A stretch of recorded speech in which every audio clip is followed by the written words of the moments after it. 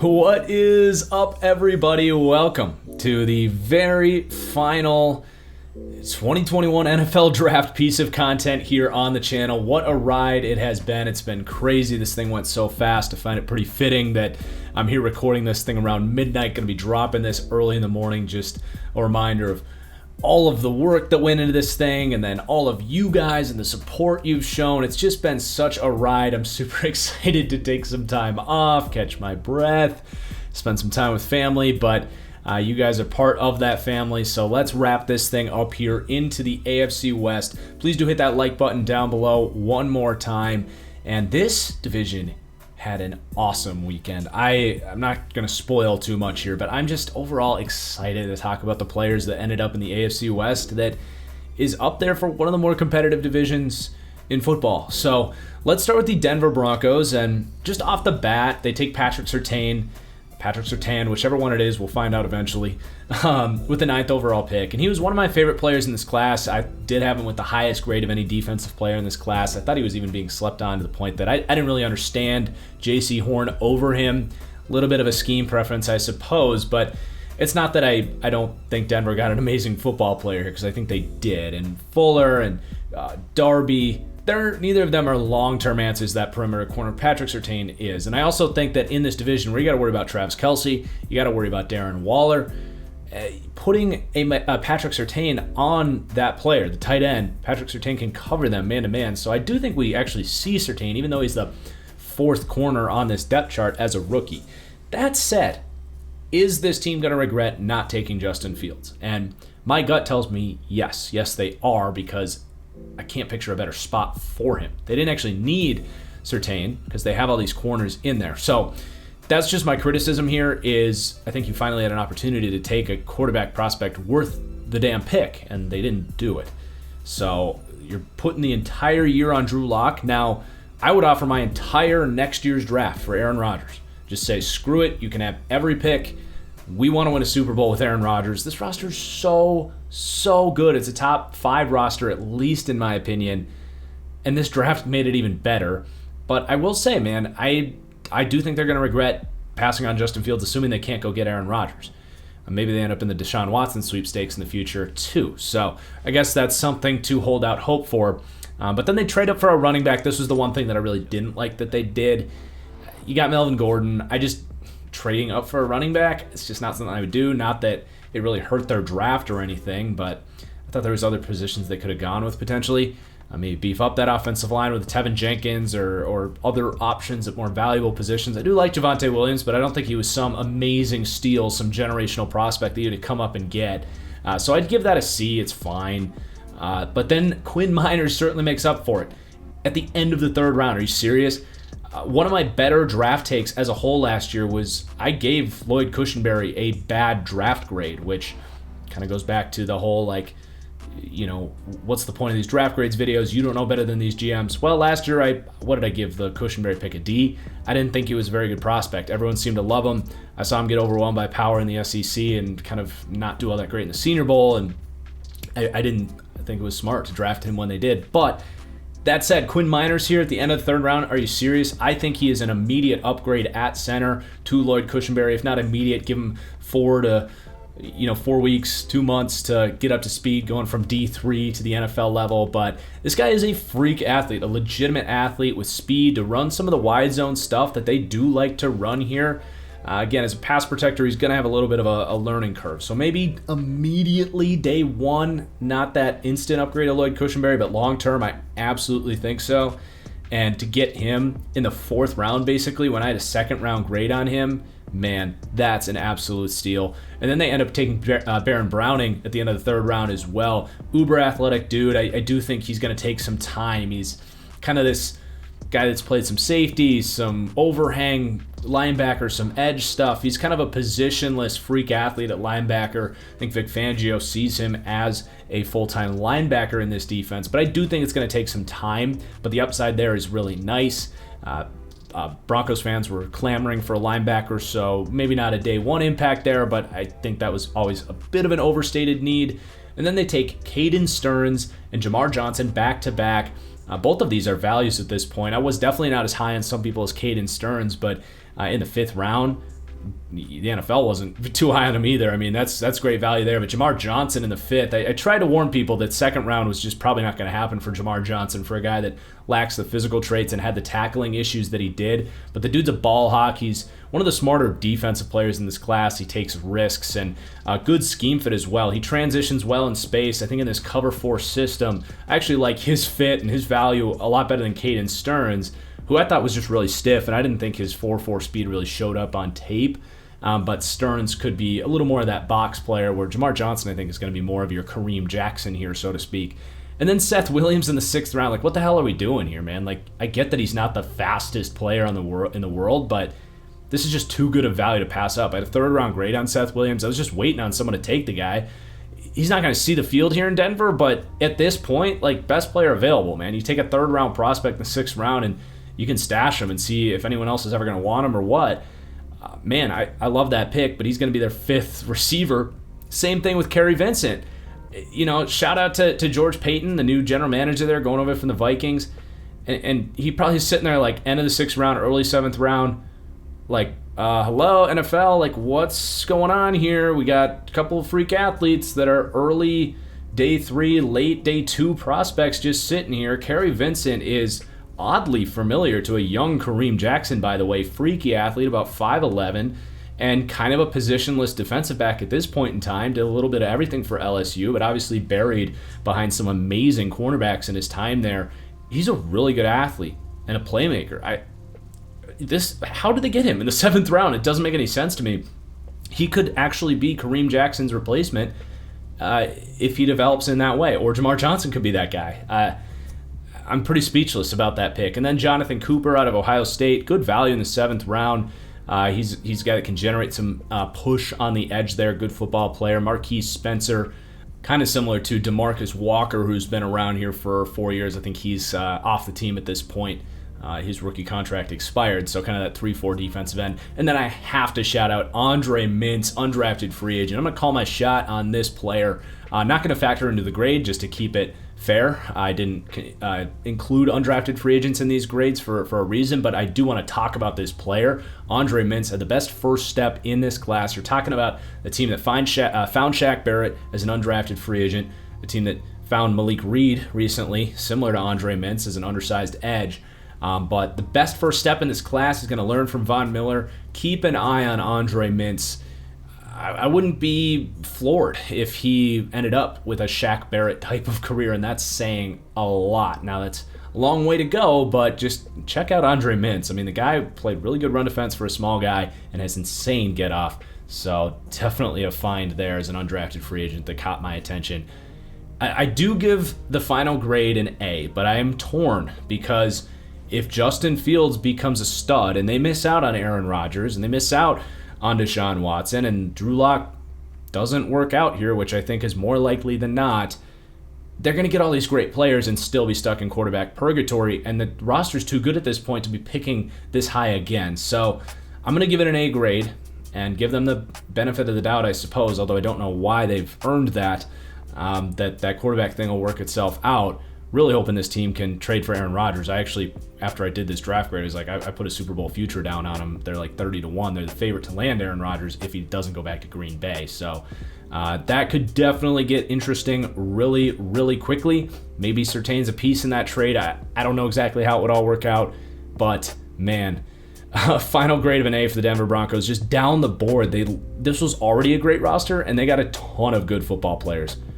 Awesome draft for the Broncos, and George Payton, great first draft there.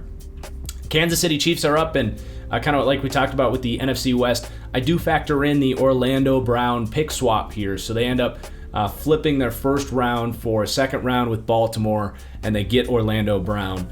I'm a little critical of that move just because you're going to have to pay Orlando Brown so much, and I don't think he's worth what he's going to ask for. I think you could have drafted a Tevin Jenkins with that pick and stayed cheaper. It's a team that's not exactly swimming in cap space. So just a note there on that trade. I haven't talked about it much because it happened right before the draft.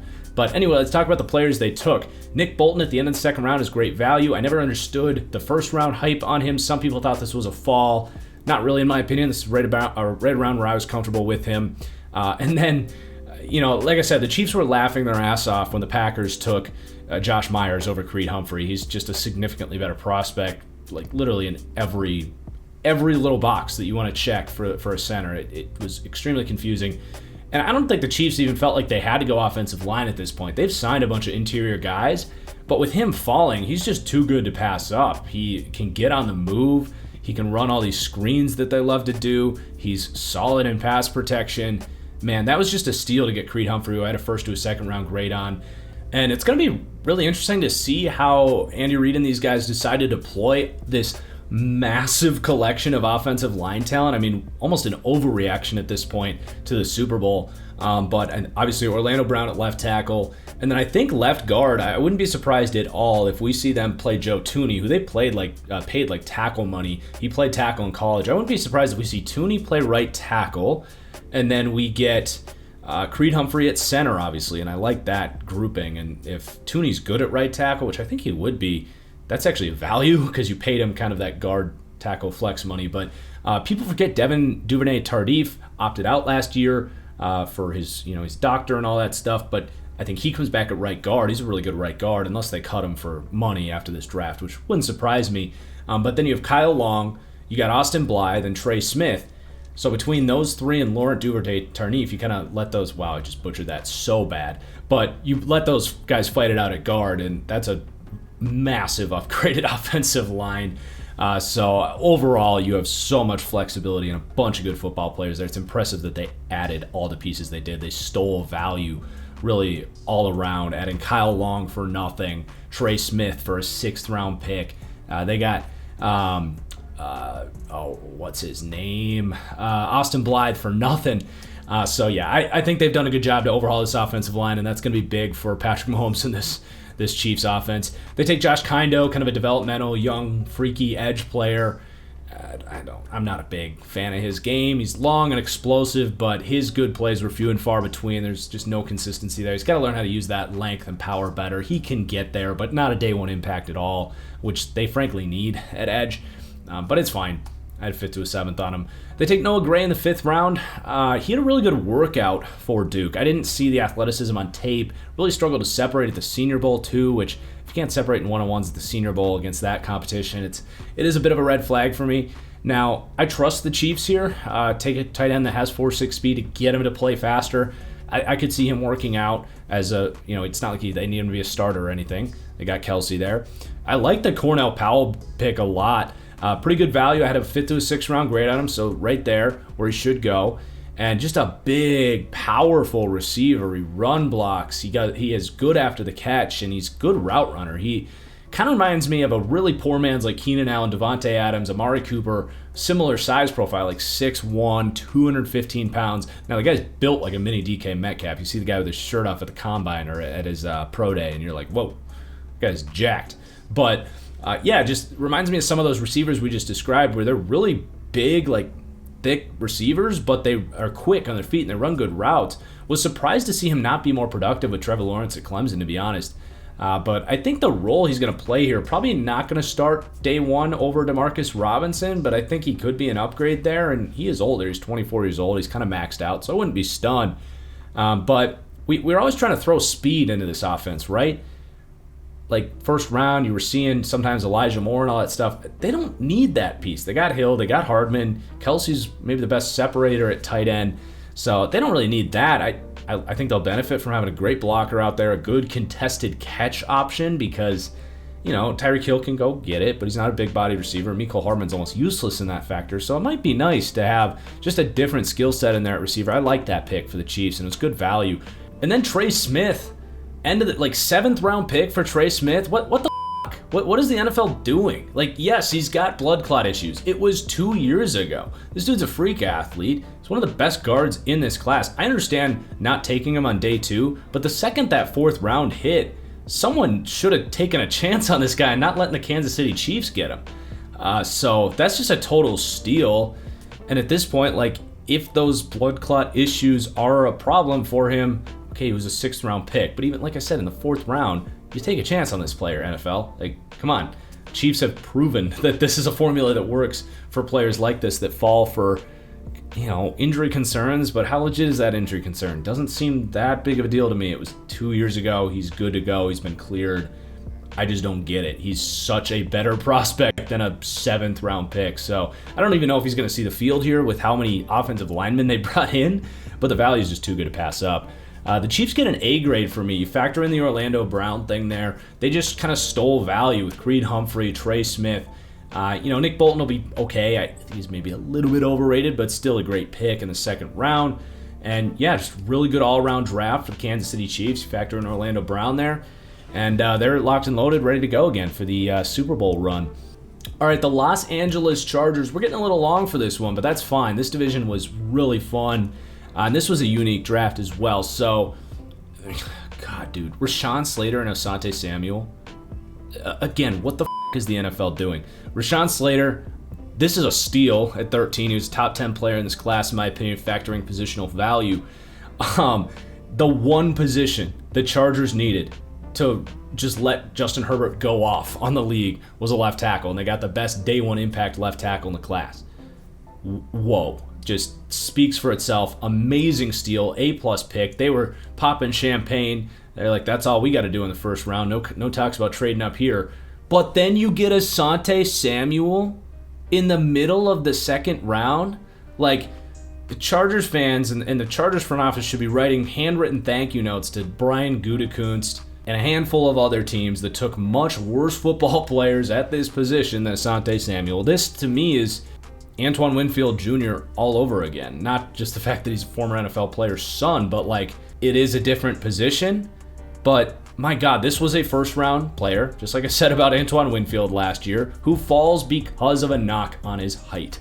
This is the same coach, Brandon Staley, that turned Darius Williams into, let's just say, a breakout star for the number 1 defense in the NFL as a 5'9" corner. We saw Jair Alexander lock down Mike Evans in the NFC Championship.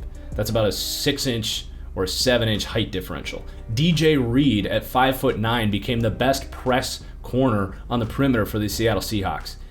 I get it at a certain point, but it's not even close how much better Asante Samuel is than the other corners that went here ahead of him.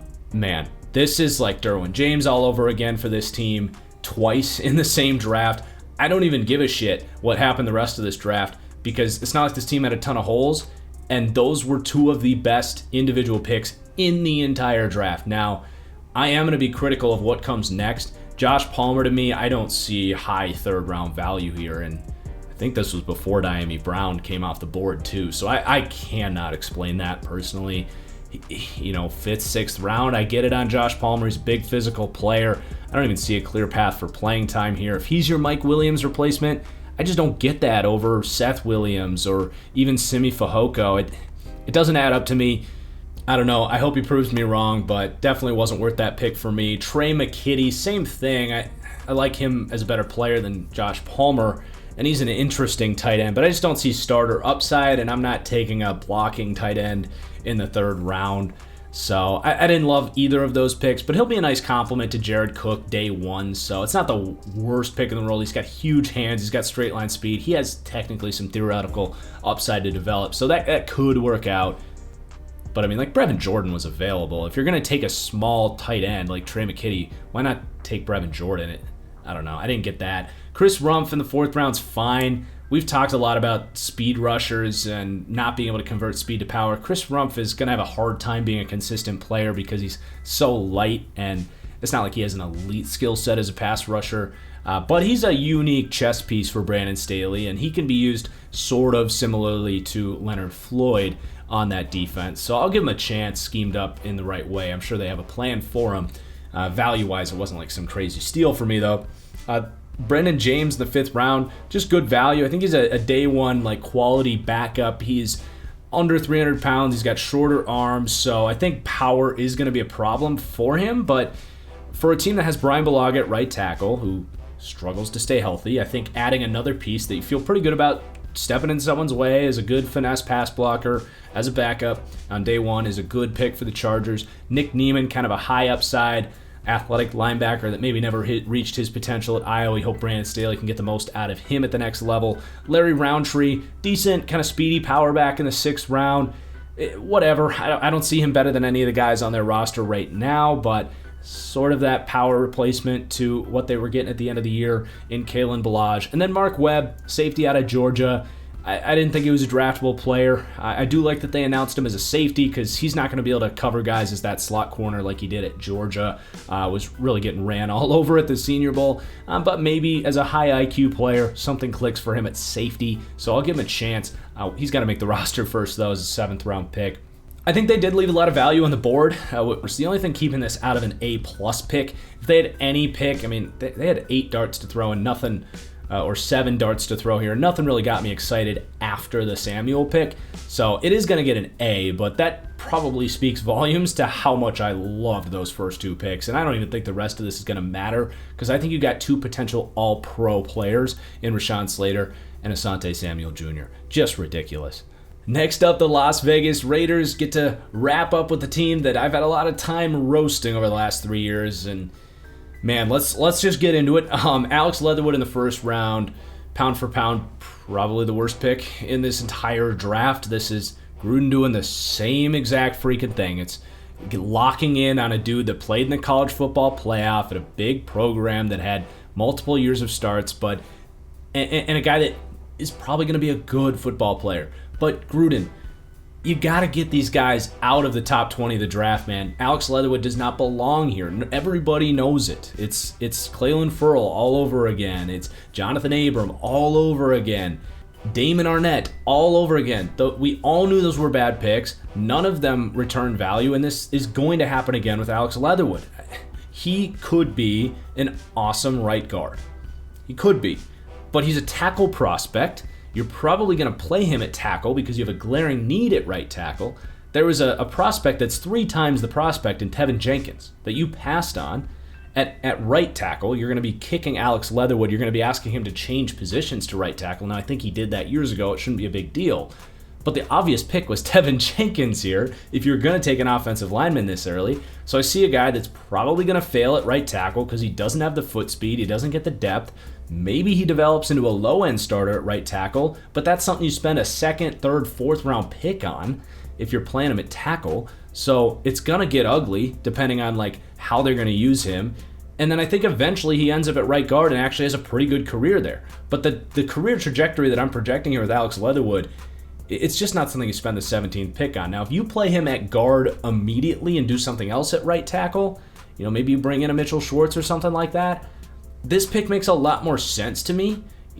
As a guard, like just strictly speaking, I don't think he's that far off of like Ben Cleveland or some of these other guys. So there's a chance to maybe make that up, but we've seen this team do this, overpay and play a guy out of position like they did with LaMarcus Joyner for years, play him at slot corner instead of free safety. Jonathan Abram, taking him in the first round, playing him at free safety when he's a box dude.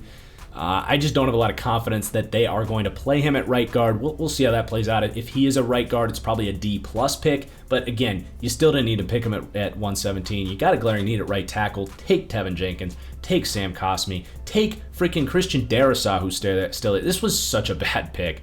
But Raiders fans, if you're still with me, if you still don't think I'm just this, blind Raiders hater that's going to hate on anything they do, let me tell you. Everything they did after Alex Leatherwood I thought was pretty good. So if you just flip Trayvon Merrick and Alex Leatherwood, their draft looks a lot better. So I'm just going to do that in my mind in a little bit, but you're still leaving value on the board with Alex Leatherwood. That could have been Tevin Jenkins and Trayvon Merrick. You wouldn't have to change anything. But man, they get in this class, to spoil a little bit, they get my 2nd safety in Trayvon Merrick. They get my 4th safety in Tyree Gillespie, and they take my 8th safety in Divine Diablo. And beyond getting value like that, maybe the most underrated and best part of this entire draft is this screams to me that they're done with Jonathan Abram, which I think is a big decision for this defense that I didn't think this staff was going to be big enough to admit. And I wouldn't be surprised if Jonathan Abram ends up as a surprise cut, because this safety group works for me. I've talked a lot about how you need 3 safeties to start. Well, Merrick and Tyree Gillespie as rotating high safeties works for me a lot. I love both of those players. And then you end up with Divine Diablo to be kind of that bandit, big nickel linebacker as well. I really like that pick as well. I compared him to Patrick Chung. I try to tell you guys, this guy's going to go a lot higher than people are saying. a lot of it because of what Patrick Chung accomplished last year. And when I say Patrick Chung, definitely don't mean Patrick Chung. I'm talking about Jeremy Chin, but ironically, Patrick Chung wore a similar hat for the Patriots defense for about a decade. So kind of lumping these safety picks together, and if you completely overhaul this safety group, which I think you did, maybe Joseph starts over Gillespie for a little bit there, but all of a sudden, if you got safeties there, I think the corner group could maybe take a step up, and they did take Nate Hobbs in the 5th round, which is another pretty good pick. The corners are probably the biggest concern there, but I always thought linebacker was an overstated need for them. I think they're counting a lot on Corey Littleton, who they paid a lot of money to take a step up. And then you get the pass rush, and I'm sorry for working about this in a roundabout way because they took Malcolm Kuntz here, but you've got 3 guys in there, and then you add Yannick Ngakoue. Interior, I think they could probably benefit from signing a defensive tackle, and maybe they left some value in there on the board to maybe take another pass rusher on the interior. But again, I'm sorry I'm going in such a roundabout way here, but I think the defense can be much better this year, especially because of the safety upgrade that was such an eyesore for this defense, giving up those big plays. Literally cost them probably 2 games last year alone against Kansas City and the Miami Dolphins. Oh, I think it was Damon Arnett that blew the cover 2 on the sideline against Ryan Fitzpatrick on that big play. But and then they end up adding Jimmy Morrissey here in the 7th round. So sorry for jumping all over the place there, but I think that's a very symbolic way to wrap up the Raiders, who, 2 months ago I was shredding them for their offseason, and I think in a very roundabout way, which even including reaching for Alex Leatherwood in the 1st round, they kind of brought things together a little bit, probably better than I would have expected. The final grade here is going to be a B.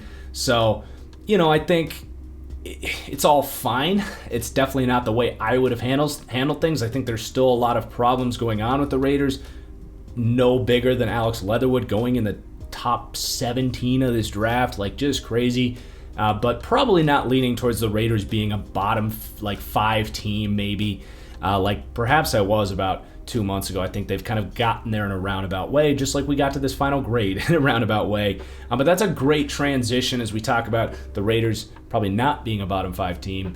Now that the NFL draft season is done, we are going to get our eyes forward for my deep dive series, which is probably my favorite thing that I do on this channel. I think it's the most unique thing that I have to offer on this channel, and it is diving in team by team in descending order of my power rankings, really focusing in on previewing the roster, predicting the schedule, and diving into each team. I fully believe it's the most comprehensive preview of the upcoming NFL season. So if you are new here and you haven't caught my deep dive series, I highly recommend you stick around for that. I will say that I'm going to be taking some time off, man. This draft season was crazy. So much went into this. So going to take some time off, spend some time with family, catch my breath. Even going to be getting to work on the Madden 21 Xbox Series X roster that a lot of guys have been asking about, so we can get in and have some fun this summer and play with these rookies on Madden. But yeah, man, deep dives will be starting up